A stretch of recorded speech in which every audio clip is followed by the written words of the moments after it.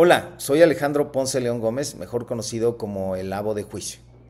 Mi pasión es la litigación en juicio oral y espero que también se convierta en la tuya. Este podcast está dirigido a verdaderas defensoras y defensores, personas que tienen o tendrán el honor y el valor de defender a una persona de carne y hueso en un juicio oral y que enfrentarán problemas reales en esa encomienda. La defensa en juicio es un trabajo extremadamente arduo, especialmente contra examinar a testigos y peritos de la fiscalía o de la parte actora. La buena noticia es que existen técnicas que hacen ese trabajo no solo más sencillo, sino más efectivo. En este podcast buscaré describir, explicar, pero sobre todo ejemplificar las técnicas más modernas para defender efectivamente a una persona en juicio. Si bien el contenido del podcast me pertenece, no así esas técnicas. Yo no las inventé, yo no soy dueño de las mismas. Las técnicas de defensa en juicio le pertenecen a cualquier litigante y deberían de ser adoptadas por toda persona que tiene el valor de defender a otra en un juicio oral. Como ya lo mencioné, soy un abogado litigante, que hoy en día me enfoco principalmente a la defensa en juicio. No soy un académico. En este podcast no pretendo hacer un ejercicio académico o teórico. Si lo que buscas son los fundamentos o las teorías jurídicas sobre la litigación en juicio o el derecho a la defensa, honestamente no lo vas a encontrar aquí. Tampoco hablaré de la historia de la defensa, de la litigación o la literatura al respecto. No comentaré casos famosos, ni hablaré de historias de guerra. Tampoco haré un análisis detallado de la jurisprudencia, aunque a veces la pueda citar para apoyar alguna idea. Les insisto, este podcast se refiere a la defensa en juicio, al trabajo concreto que hay que llevar a cabo para defender efectivamente a una persona en juicio, a la importancia que tienen los hechos en el juicio, a cómo lograr cumplir efectivamente con la principal responsabilidad de una defensora o defensor en el juicio, que es probar hechos trascendentes. El primer hecho que quiero destacar es que la defensa en juicio es algo especial. Las y los defensores en juicio son personas especiales, que requieren de habilidades particulares y excepcionales que las y los distinguen de otros abogados y abogadas. Esto desde luego no quiere decir que las abogadas o abogados que se dediquen a otras áreas del derecho sean menos importantes. Significa que solo quienes hemos defendido a una persona en juicio sabemos a lo que nos vamos a enfrentar en ese escenario. Pero la defensa en juicio no solo es algo especial o especializado, si lo quieren ver así. Es algo difícil. Es un trabajo emocional que genera emociones intensas. Es física y mentalmente agotador. Por lo tanto, lo último que pretendo es subestimar ese trabajo afirmando que la defensa en juicio es algo fácil o sencillo.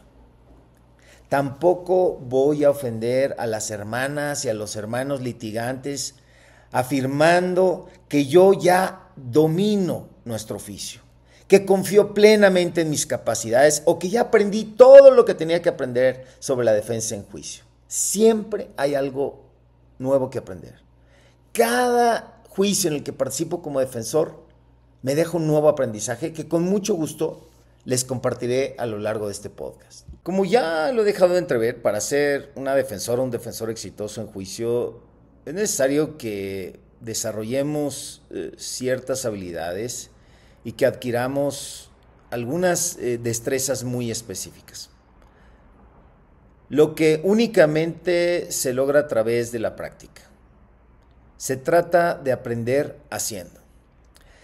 Recuerdo muy bien lo que nos decía nuestro querido maestro de litigación, Mauricio Ducci, al respecto.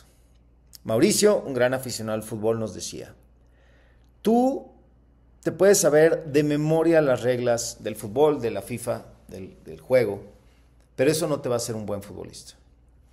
Tú Puedes ver todo el día partidos de las mejores ligas de fútbol, pero eso no te va a hacer un buen futbolista.